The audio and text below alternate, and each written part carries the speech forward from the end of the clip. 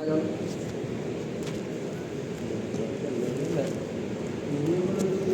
کی سنتوں میں سنت نہیں بلکہ فرض کے درجے میں ہے سب سے پہلی چیز حلال غذا کھانا۔ حرام غذا کو کتنی بھی دعائیں پڑھ کے کھاؤ، آپ کتنے بھی ادب سے کھاؤ، وہ حرام ہی رہے، اور یہ فرض ہے۔ اللہ تعالیٰ قرآن میں بول رہے یا ایھا الرسل کلوا من الطیبات واعملوا صالحا۔ پیغمبروں کو اللہ تعالیٰ بول رہی اور پیغمبروں کے ذریعے سے تمام امت کو بول رہے کہ پاکیزہ حلال چیزوں میں سے جو چیزیں کھاؤ، جو کھا سکتے ہو، جس کے کھانے کو اللہ تعالیٰ نے تمہارے لیے حلال کر دیا۔ ایک چیز تو یہ ہے کہ کھانا حلال رہنا، دوسرا یہ ہے کہ جن پیسوں سے کھانا خریدا جا رہا وہ بھی حلال ہے۔ کھانا حلال ہے، پیسے حرام ہیں، یہ بھی درست نہیں ہے۔ پیسے حلال ہے، کھانا حرام ہے۔ حلال محنت کر کے صبح سے شام تک مزدوری کرے اور جا کے سپر کا گوشت خریدے، پیسے تو حلال ہے لیکن غذا حرام ہے۔ دن بھر غلے پہ بیٹھ کے گھپلا کرے اور پھر گھر کو جاتے وقت مرغی والے سے پوچھ رہے کیا عمل صاحب حلال طریقے سے ذبح کرے نہ کرے، حلال ہے نہیں؟ جی حلال ہے۔ پیسے حرام ہے لیکن کھانا سمجھ میں آ رہا، پیسے بھی حلال ہونا، کھانا بھی حلال ہونا، اس لیے کہ حرام چیز کو آپ کتنی ہی سنتوں سے کیوں نہ کھاؤ، لفظ حرام حرام ہی رہتا۔ اور حرام غذا کی خاصیت یہ ہے شکلہ نہیں بگاڑتا ہوں، یعنی میں اگر حرام لقمہ کھا لیا، حرام غذا کھا رہا ہوں، غذا کھاتے کی میری صورت نہیں بدل جاتی پہلے کے قوموں کے جیسا۔ اللہ تعالیٰ سور، بندر، خنزیر نہیں بناتے۔ حرام مال اگرچہ کہ شکلیں نہیں بگاڑتا لیکن نسلیں ضرور بگاڑتا۔ آپ کی جو نسلیں چلنے والی ہیں نا، فرما بردار نہیں نکلتے۔ کئی کو ہے اپنا، میں آ رہا ہوں ادھر سے، تو سب سے اہم چیز وہ دینیات میں اپن جو سنتیں یاد کرتے ہیں اس میں ہاتھ دھونا وغیرہ وغیرہ، یہ سب بات کی چیزیں ہیں۔ سب سے اہم چیز جس کا ہم کو خیال رکھنا ہے، مال حلال ہو اور غذا بھی حلال ہو۔ مشتبہ چیزوں سے بھی بچنا۔ مشتبہ کیا؟ یعنی ایسی چیزیں جس کے بارے میں شک ہے کہ یہ حلال ہے کیا حرام ہے۔ بہت سارے پروڈکٹس آج کل ایسے آ رہے ہیں جس کے بارے میں شک ہو رہا، مثال کے طور پر اوریو بسکٹ کو لے لو آپ، برگر کو لے لو آپ، یہودیوں کے کمپنیوں میں، بیکریوں میں بننے والا یا مارواڑیوں کے دکانوں میں بننے والی مٹھائی جس کے بارے میں یہ مشتبہ رہتا کہ ڈاؤٹ رہتا اللہ جو مٹھائی کے اندر کچھ تو بھی ملا دیے ہوں گے تبرک کے نام پہ بول کے، یا یہودیوں کے پروڈکٹس کھا رہے تو ڈر رہتا سور کی چربی ملا دی ہوں گے۔ ایسے چیزوں کو مشتبہ بولتے، یعنی کسی چیز کے بارے میں پکا نہیں معلوم ہے یہ حلال ہے کیا حرام ہے۔ ایسے چیزوں کے بارے میں بھی بہت زیادہ احتیاط کرنا۔ غیر مسلموں کی ہوٹل میں چلے گئے، کوشش اس بات کی کرنا کہ ان کا ذبیحہ نہیں کھانا، یعنی آپ ایسی چیزیں کھا لے سکتے جو نان ویج، مثال کے طور پر کیا بولتے ہیں آپ، اڈلی کھا لے سکتے، ڈوسا کھا لے سکتے، ترکاری کی بریانی ہے کھا لے سکتے، لیکن چکن بریانی، مٹن بریانی وغیرہ وغیرہ ان چیزوں سے تھوڑا احتیاط کرنا۔ عموماً ہوتا کہ آپ جا کے پوچھے حلال ہے کیا، تو ان لوگ کے ذہنوں میں کیا رہتا، مسلمان گائے کو حلال سمجھتے، انہیں بولتا حلال ہی چبل کے، لیکن ہم یہ پوچھنا چاہتے اس سے کہ بھائی جو طریقے سے ذبح کیا گیا وہ حلال ہے کیا، گائے ہے کیا یہ نہیں پوچھ رہے ہم، یہ پوچھ رہے کہ گائے کا گوشت دے رہے آپ، لیکن اس کو جس طریقے سے ذبح کیا گیا حلال طریقے سے کرے یا نہیں کرے، انہیں اتنی باریکی کو نہیں سمجھتا۔ حلال ہے کیا بول تو حلال ہے، ٹھیک ہے لا دو بول کے۔ تو ایسے جگہوں پہ ہم کیا کرنا، گوشت کھانے سے احتیاط کرنا، ٹھیک ہے۔ یہ سب سے پہلی چیز ہے حلال مال، مال حلال ہو، غذا حلال۔ نمبر 2، کھاتے وقت کیا نیت کرنا؟ کھاتے وقت میں یہ نیت کرنا کہ اس کھانے کے ذریعے سے جو طاقت، جو قوت میں کو ملنے والی ہے، اس کو اللہ تعالیٰ کی اطاعت والے کاموں میں لگا، یعنی اس کے ذریعے سے نفل نمازیں پڑھتا ہوں، اللہ کے دین کا کام کرتا ہوں، جن کاموں کے کرنے کا اللہ تعالیٰ میرے کو حکم دیے یا جن کاموں کا کرنا میرے اوپر ضروری ہے، ان تمام کاموں کو اس ملنے والے کھانے کی طاقت میں استعمال کرتا ہوں، اس نیت سے کھانا کھانا۔ نمبر 3، کھانے میں فضول خرچی نہیں کرنا، کھانے میں فضول خرچی نہیں کرنا، جتنا جی کو لگ رہا اتنا ہی کھانا۔ ایک بات یہاں پہ آگے فضول خرچی کی تو آپ کو بتا دے رہا ہوں، 2002 میں گجرات کے فسادات ہوئے، بہت برے طریقے سے سب جنے معلوم ہے کیسا مسلمانوں پہ ظلم و ستم کے پہاڑ توڑے گئے. مولانا سجاد نعمانی صاحب بہت بڑے عالم دین ہیں اس وقت کے, بہت گہری نظر ہے ان کی تحقیق یہ ہے کہ گجرات کے جو فسادات ہوئے, مسلمانوں پر جو ظلم و ستم کے پہاڑ توڑے گئے, اس کی بہت ساری وجوہات میں ایک اہم وجہ مسلمانوں کی فضول خرچی کرنا تھی. جو لوگ مسلمانوں پہ ظلم و ستم کے پہاڑ توڑے, عورتوں کے پیٹوں میں سے پیٹوں کو چیر کے بچوں کو نکال دیا, ان کے دلوں میں اتنی سنجیدگی اس وجہ سے پیدا ہوئی کہ جہاں پہ ان لوگوں کی بستیاں تھیں اس کے قریب میں مسلمانوں کی بستیاں تھیں. یہ لوگ ایسے تھے جو دانے دانے کے محتاج تھے, اور مسلمانوں کا حال یہ تھا کہ وہ اپنی دعوتوں میں کئیوں ڈشز بنا کے اس کو کچرے کی کنڈیوں میں ڈال کے ضائع کر دیتے. اسی چیز کا فائدہ اٹھایا اور ان کی ذہن سازی ایسی کی گئی, تمہارے بچے بھوک سے تڑپ رہے, تمہارے کو دانا دانا نہیں ہے کھانے کے واسطے, اور یہ تمہارے پڑوس میں رہنے والے مسلمان کھانے کو اس طریقے سے ضائع کر. اس طریقے سے ان کے دل میں نفرت بٹھائی گئی. پھر اس کے بعد وہ ہوا جس کو ہم 2002 کے فسادات کے نام سے جانتے ہیں. آج بھی ہماری شادیوں کا حال ہوتی ہے, 10 قسم کے کھانے بناتے, اس میں سے ایک بھی صحیح طریقے سے نہیں کرتے. آدھے سے زیادہ کھانا کچرا کنڈی کے ڈھیروں پہ پڑے ہوا رہتا ہے. پنچنال کے قریب میں کوئی کچرا کنڈی ہے تو آپ جا کے دیکھ لیجیے.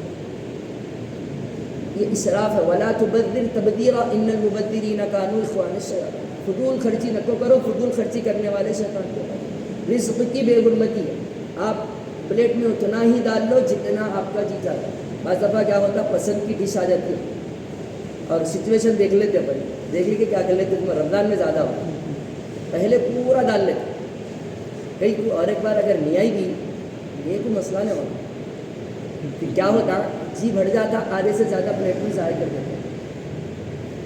تو فضول خرچی ہم میں سے ہر ایک سب نے, مطلب ایک ہی کشتی کے مسافر ہے, بنا میں بھی اس میں ہوں, آپ لوگ بول رہے ہو تو میں بھی پاکستان ہوں, سب ایسی سے عموماً ہوتا. تو اس لیے اللہ کے نبی کی تعلیم یہ ہے کہ اتنا ہی کھا لیے جتنا کہ آپ کے جی کو لگ رہا. زیادہ کی ہرس نقصان پہنچاتی آپ کے جسم کو بھی, آپ کے میں بھی. ٹھیک ہے, تو زیادہ فضول خرچی نہیں کرنی. نمبر 4, پیٹ بھرا ہوا ہونے کی حالت میں نہ کھاؤ, اسراف نہ کرنا. اللہ کے نبی نے فرمایا کھاؤ پیو اور صدقہ کرو اور کپڑے پہنو جب تک کہ اس کے ساتھ اسراف اور تکبر نہ ملے. نمبر 5, پیٹ بھر کر نہیں کھانا. پیٹ بھرا ہونے کی حالت میں بھی نہیں کھانا.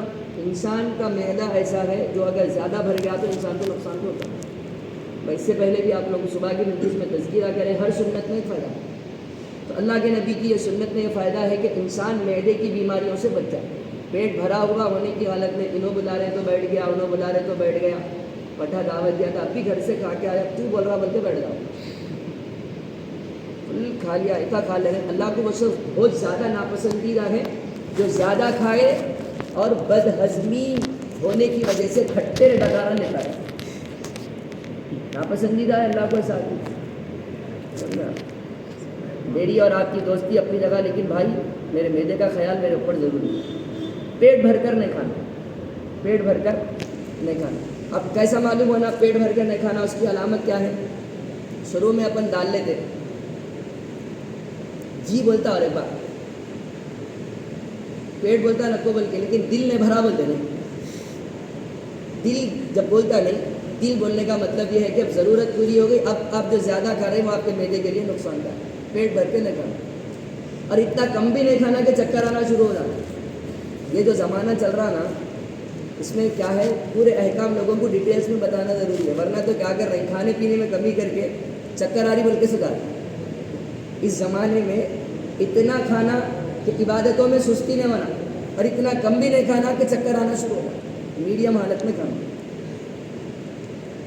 نمبر 6, راستے میں نہیں کھانا. راستے میں وہ پڑھے نا اپن حدیث, الاکل فی السوق دناءۃ, بازاروں میں کھانا یہ ہلکے پن کی چلر لوگوں کی عادت. ہاں اگر آپ مسافر ہیں, آپ مسافر ہے, ضرورت ہے, گھر سے دور ہے, آپ کے لیے کوئی راستہ نہیں ہے, تو ایسے موقع پہ ہوٹل وغیرہ میں کھا لے سکتے ہیں. نمبر 7, نماز سے پہلے کچی پیاز, لہسن وغیرہ بدبودار چیزیں نہیں کھانا. بعض چیزیں ایسی رہتی جس کے اندر بو رہتی, اور انسان کے ساتھ ہر دم اللہ تعالیٰ فرشتوں کو جوڑے رکھتے, اپنی حفاظت کے لیے فرشتے مقرر ہے.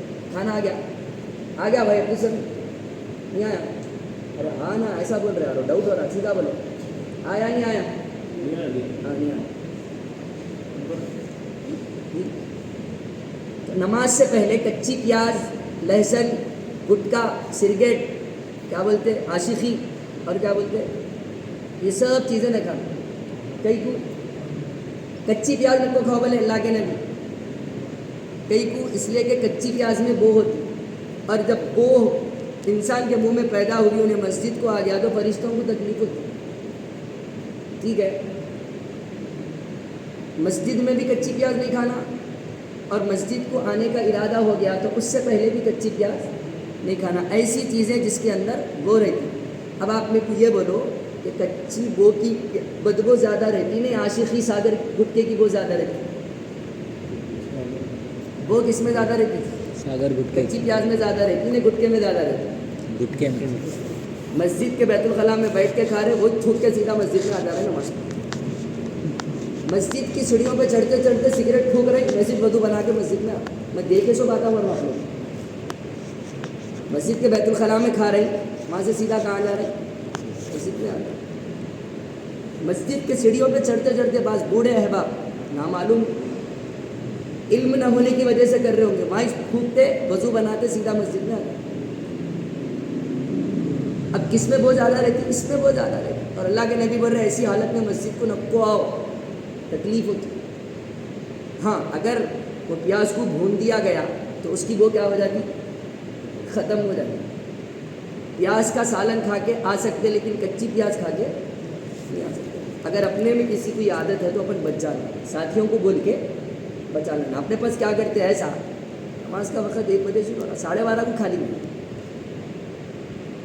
کھانا تو نہیں چھوڑیں گے 12:30 کو کھا لیں گے 1 بجے نماز کو جاتے اور بعد احباب تو کیا کرتے اب یہ نہیں کھا کے نماز کو جاتے اتنا جلدی تو نہیں چھوڑ سکتے بھائی تھوڑی عادت ڈال لے تو اس کے بعد نماز پڑھنا شروع کریں بالکل غلط بات ہے ٹھیک ہے تو کچی پیاز لہسن بدبودار چیزیں کھا کے مسجد میں نہیں آتے ٹھیک ہے نمبر 8 جمعہ کے دن کھانا کب کھانا جمعہ کے دن جمعہ کے نماز کے بعد کھانا کھانا جمعہ کے دن جمعہ کی نماز کے بعد کھانا کھانا اور قیلولہ کرنا یہ اللہ کے نبی کی سنت ہے لیکن اگر کسی کو تقاضا رہا یا ضرورت رہی اور آج کل ہماری صبح تو ہوتی جمعہ سے پہلے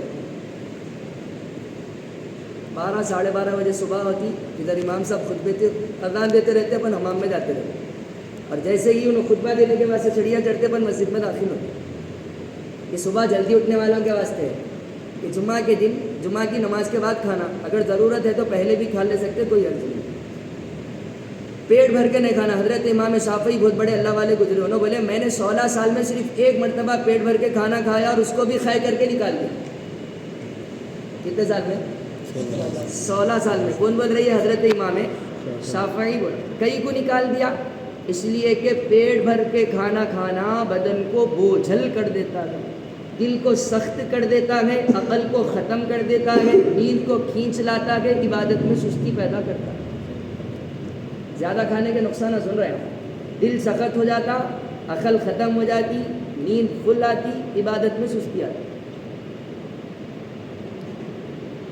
اللہ کے نبی نے فرمایا جو شخص لہسن یا پیاز کھائے تو وہ ہم میں سے یا یوں فرمایا کہ ہماری مسجد سے دور رہے اور اپنے گھر بیٹھے نمبر 9 شام یعنی رات کا کھانا ترک نہ کرنا اللہ کے نبی نے فرمایا شام کو کھاؤ چاہے 1 مٹھی بھر کھجورے کیوں نہ ہو اس لیے کہ ترک العشاء محرمۃ رات کا کھانا کھانا چھوڑ دینا اس سے انسان کے اوپر بڑھاپا جلدی آ جاتا ہے بڑھاپے کا مطلب یہ ہے کہ کمزوری آتی رات کا کھانا ترک نہیں کرنا رات کا کھانا کھانا لیکن کب کھانا اب سونے کی سنتوں میں معلوم ہوتا کہ کب کھانا 1 بجے 1:30 بجے 2 بجے یہ خطر نہیں ہے وہ تو تہجد کا وقت ہو جاتا حدیث کے مطابق رات کا کھانا اپنے مطابق نہیں نمبر 10 سونے چاندی کے برتن میں نہ کھانا سونے چاندی کے برتن میں نہ کھانا اللہ کے نبی نے فرمایا سونے چاندی کے برتن میں نہ پیو اور نہ سونے چاندی کی تشتریوں میں کھانا کھاؤ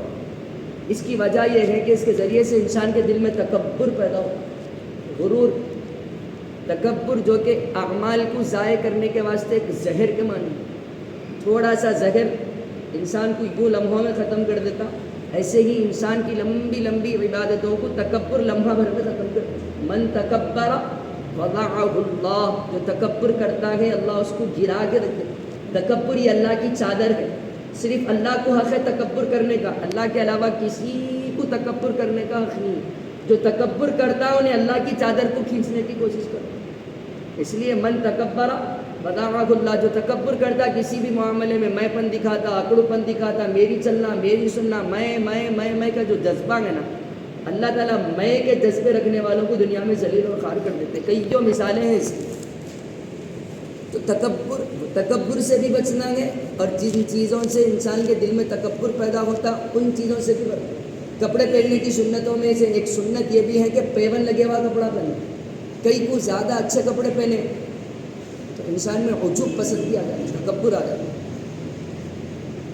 نمبر 10، سونے اور چاندی کے برتن میں نہیں کھانا. پڑھیں گے آگے کھانا.